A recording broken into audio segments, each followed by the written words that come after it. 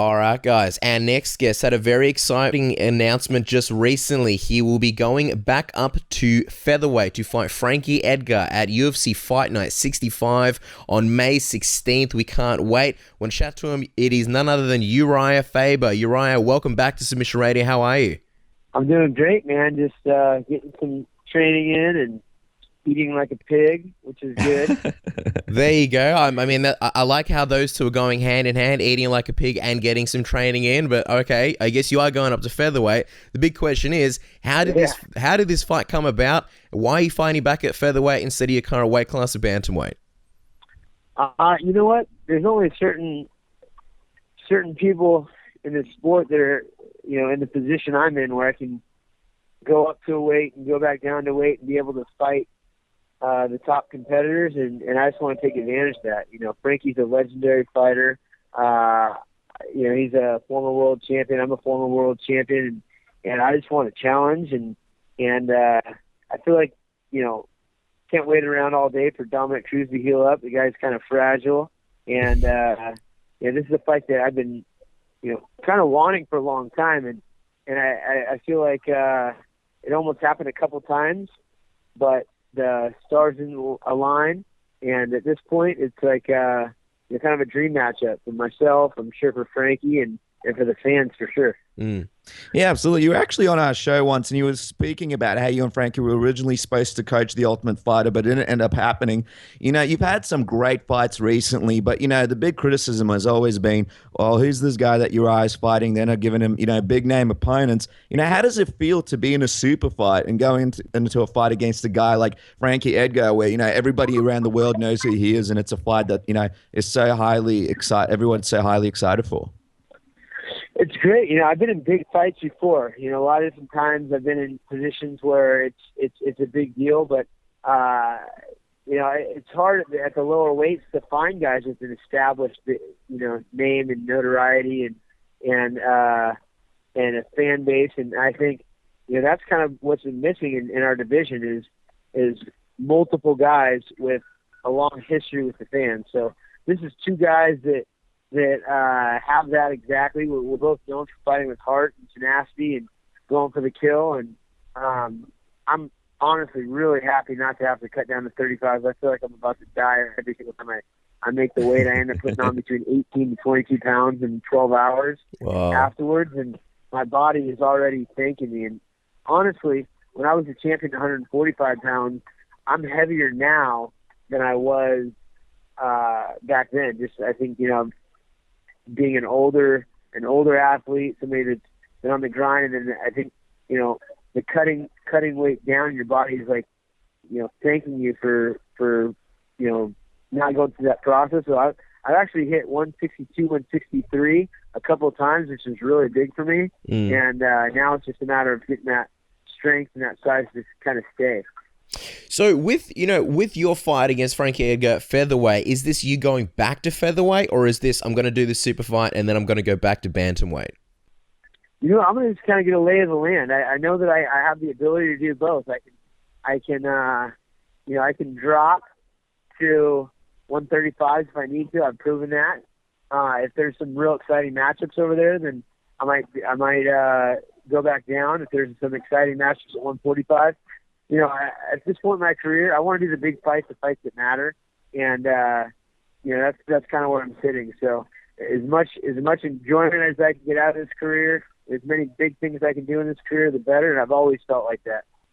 Absolutely. Now let's talk about this fight, Uriah. Frankie Edgar, amazing wrestler, great boxing, just a real all-rounder, definitely one of the best guys pound for pound in the division. Going up against a guy like that, what do you see as some of the advantages that you have against him in this matchup? Yeah, I don't think we're really going to know until we get in front of each other. We're both guys that have a wrestling background, Division I wrestling background. I was top 12 in the nation. I believe he was top 12 in the nation also. He's probably a little bit bigger than I am, just naturally. I would say 8 pounds approximately. I don't know actually how big he is. I saw us standing next to each other, and there was some size difference a little bit, but I'm not sure who's going to be the physically stronger guy. I feel like his MMA wrestling is really good. I feel like my MMA jiu-jitsu is really good. It's going to be a question of who's faster. I feel like I'm going to be faster. He may think he's going to be faster. I feel really comfortable on the stand-up game. He's like kind of a traditional type boxer, and I'm kind of outside the box. It's just going to be a good matchup, man. I'm excited for it. I'm excited to get in there and really find out, who's the better guy. Absolutely. And, Frankie Edgar, the cool thing is that you guys have both been champions, obviously, in the past. He's a dangerous fight for anyone. What is it specifically that you have to look out for in his style, during your fight? He has short, tight combos that I'm sure, when they're accurate, are very dangerous. So that's one thing. He also keeps a real high pace, which I'm used to, and that's what I'm known for as well. So I'm not sure. I've never been taken down and controlled in a fight in any time of my life, and I don't think that he's going to be able to do that to me, and I don't know if he's going to want to do that. I think he's going to come in, and if he feels like he's the slower guy and not able to hit me, I think he might go for the takedowns. I'd be down for a knockdown, drag out. I'd be down for a grappling match. I'm down for anything, man. I love this sport. Now Frankie, for a lot of people, is the logical person that should be fighting Jose Aldo for the title. Obviously, Conor McGregor got the title shot. What do you think? Do you think Frankie got a bit of a raw deal in that situation with Conor going for the title shot instead of him?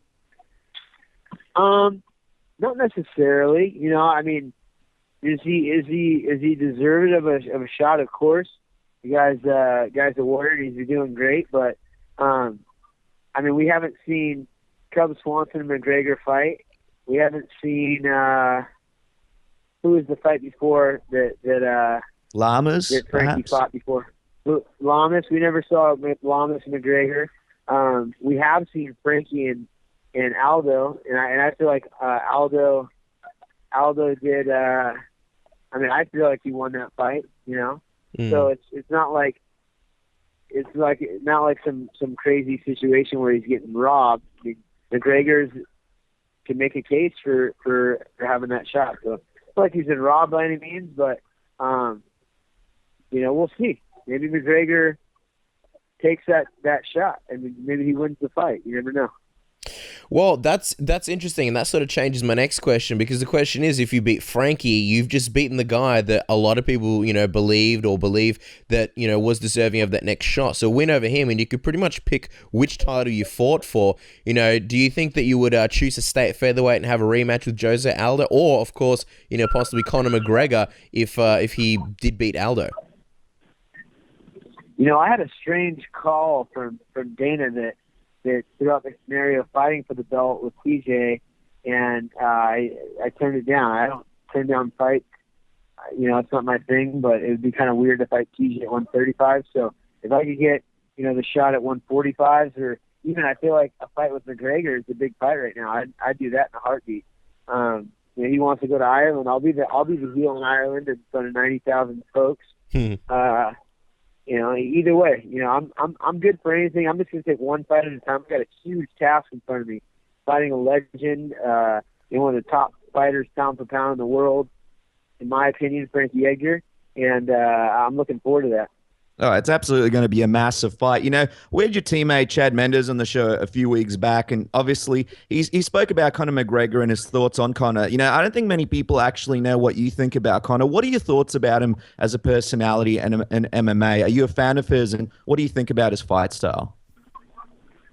I like it. I think I like his fighting style. He's got a great fighting style. We haven't really seen him tested with his grappling. The grappling seems to be pretty good, though. I don't know how he'll do against a great wrestler, but he definitely has some great movement, some great stand-up. As far as personality goes, I think he's a good guy. Yeah, I don't think he's being fake, which I like. There's guys that talk a big talk and are being a character, but they're not being real. And I feel like, that's really who he is, and I think that's fine. He believes in himself. He's got a quick wit. I'll do some banter with the guy if it ever gets to that. But I enjoy it. I think he's good. I love it. I love it. You're down for everything and everybody, Uriah. Now it seems like you mentioned before Dana White offered you that fight against TJ. So I'm assuming he had hopes that you were he believed that you were gonna probably take it. He often feeds the rumors about you and TJ fighting down the line. He said a couple of months back those guys have made it very clear that they will fight each other. We'll see what happens. I'm not really sure what that's about. The fight with TJ Dillashaw, is it likely down the line, or is it just Dana being hopeful that it happens at some point? It's weird. I feel like I don't really feel like it was him pitching me. He goes, "I know you think you're fighting a Sunsao, but what if I told you you're going to be fighting TJ for the belt in here?" And I was like, man, that'd be kind of weird. I think I'd rather just fight, Sunsao.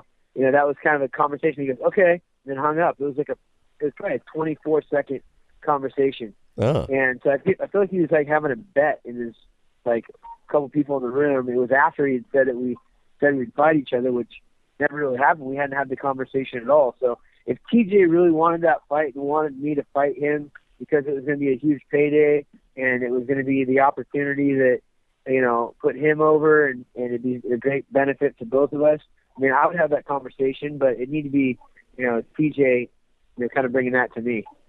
Absolutely. And Dana White sounds like me when I used to try and pick up girls, using my mind tricks to get him to go on a date with me. But definitely something interesting that we'd like to see. I just want to clear up something for the record. You got frustrated recently because some Brazilian reporters reported that you pulled out of a fight with the undefeated prospect Thomas Almeida. You went on social media and set the record straight. But for those who didn't see a social media post and who might have thought that you pulled out of that fight, can you clear that up for us right now? Yeah, I didn't get that, man. I just saw a tweet that said, and it was from a Brazilian source, I think, that said Uriah Faber denies the fight with Almeida or whatever his name is, and that just pure and simple wasn't true. My managers were in negotiations about this fight with Frankie, and they were throwing out a bunch of ideas, and it was never like, "Hey, are you going to take this fight?" And I said no, or anything like that. They were just negotiating about what's the best fight at this point, and we all came to the conclusion that the Frankie fight, the fight that we've been, talking about for a long time, was the fight to take. And it wasn't me denying anybody. The kid looks tough. I would have no problem fighting him. I'd like to maybe fight him in the future.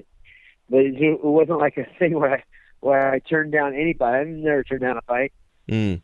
Now, you mentioned, you've been saying how this Frankie Edgar fight's been in the cards for a long time. And, when we had you on that show ages ago, you said how you guys didn't quite manage to coach tough. And your manager, Mike Roberts, came out, I think just the other day, mentioned how it was the quote unquote, the hardest fight to put together for him ever. What was it about the fight that made it so hard to put together? I'm curious. I mean, it wasn't that hard to put together. It was, they wanted to first have Frankie come down to 135s. Because they wanted him to, if he was going to win, then he was going to be in a title shot. They wanted to keep it in title contention. We were talking about doing a catch weight, wow, which would be, something like that.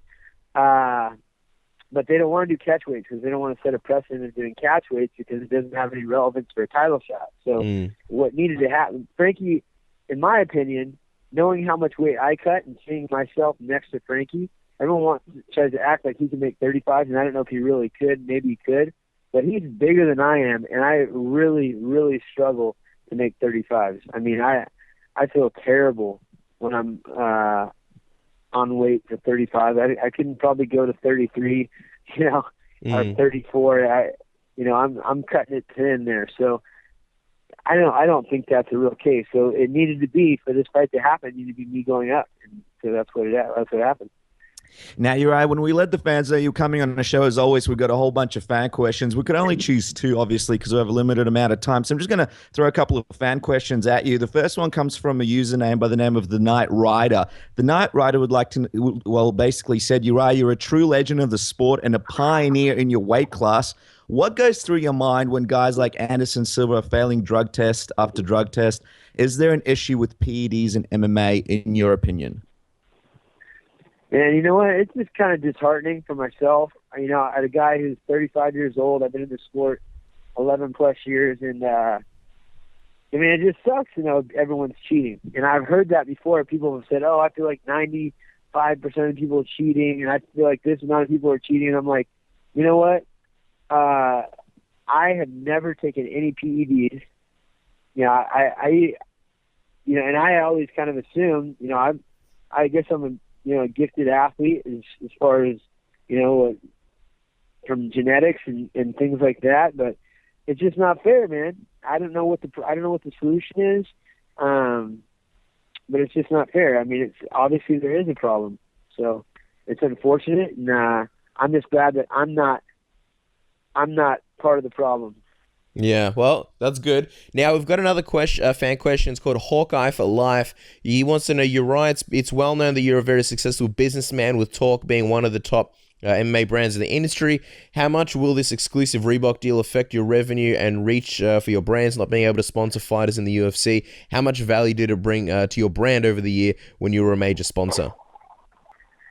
I don't think it's going to be that big of an effect. There's like the school uniforms that you have to wear to school, and then there's the stuff that you get to wear when you get to wear what you want. So for me, the businesses that have a good brand are able to, think outside the box will be fine. I mean, you may take a small hit not being in ring, but people aren't just.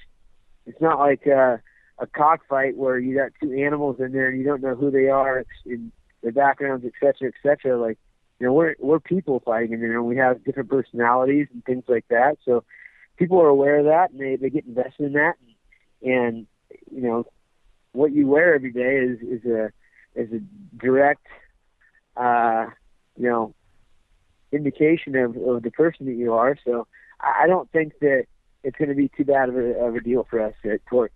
Yeah, absolutely. When you mention school uniform, it just makes me shudder, Uriah. So hopefully, they come up with something for that. Now, we're going to quickly finish out the interview with a submission radio tap-out round. It's basically where we throw some fun questions at you, and you answer with the first thing that comes to mind. So I'm going to kick it off, Uriah, and ask you, what Uriah Faber's most prized possession? My most prized possession? Jeez. For me, it's my PlayStation 4. my most valuable possession at this time it's kind of sad is my phone.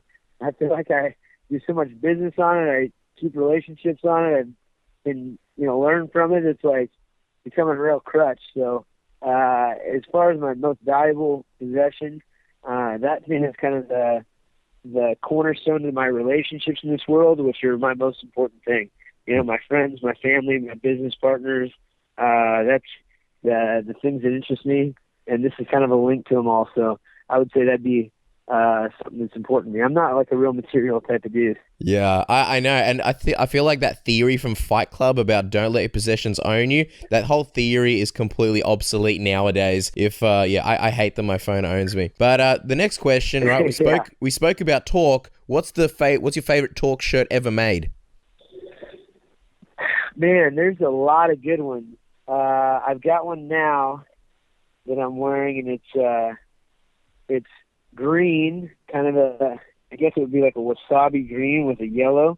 It's got 4 boxes on it. TRQ with a shield.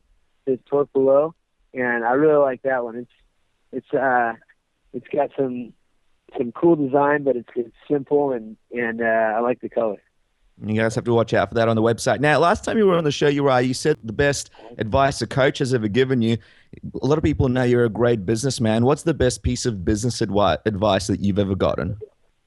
The best piece of business advice that I've ever had is actually from Lorenzo Fertitta, and I'd heard it before from other folks, but I had the opportunity to Lorenzo was in town coaching his son's football and in Sacramento, and he was gracious with his time and came and met with my EO group, it's entrepreneurial group, and we asked a bunch of questions, and his thing that rung the clearest to me was, first off, I could tell how passionate he was about business and he was doing what he loved.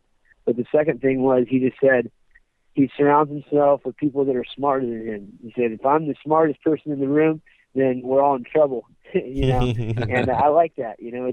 I think that's part of the success of the UFC has been constantly acquiring new talented people to help grow, and so that came from Lorenzo Fertitta. Very smart. Now, just quickly, Uriah, what was it like working with Kenny Powers for K-Swiss, and do you have any funny stories you can share? Oh man, it was awesome. You know, Danny McBride is the real life Kenny Powers, but it was funny because him and Jody Hill were, who is his director producer. They are like just two buddies, so they were like doing a lot of ad libbing, and he, the director Jody, they went to film school together and were like living in the same apartment, etc. And they just had this funny relationship where he'd be like, "All right, this time now, stick your finger in there and be like, put it in and out, and just say, hey, get what I'm doing." Like, they just come with all these ad-lib things to say. There's just two buddies having fun, so it was pretty cool. Wow, that would be amazing. Now, Uriah, do you have any inspiration in having your own thriller in Manila on May 16th? Because obviously it was the historic place where the epic Ali versus Frazier fight happened. Yeah, no, it's going to be cool, man. That's a huge fight. It's a huge venue. I mean, the Thriller in Manila has such a place in the history of the fight world, and to be there again, it's an epic fight is pretty awesome. You also have the East Coast West Coast battle between Frankie and I, and both former champions that have moved weight classes. So it's an exciting one for me, man. Absolutely. Second last question, Uriah. Any advice for Dominick Cruz during another difficult time in his career? You know what? I've given the guy advice before. It's just basically, stay positive, and I think he's doing a decent job of it. He's staying busy, and I don't think the guy really has any quit in him, so I'm sure he'll be back sooner or later. They're just, he's a fragile dude, man. You know what I'm saying? Finally, Uriah, let's finish this off. Give us your prediction. How do you plan on beating Frankie Edgar at the Thriller in Manila 2? I plan on beating him however I can. I want to beat him in the punch. I want to beat him in the scrambles. I want to be the guy that outlasts. I'm looking to finish always, and whether it's a punch or a choke, I think I'll be happy with anything. Well, there you go, guys. We're excited. It's a super fight. You can't miss it. And the date to watch it is May 16th, of course, UFC Fight Night 65. And, of course, follow Uriah Faber on Twitter at Uriah Faber. As always, Uriah, thanks so much for coming on the show. It's been an absolute pleasure. You got it, brother. Thank you.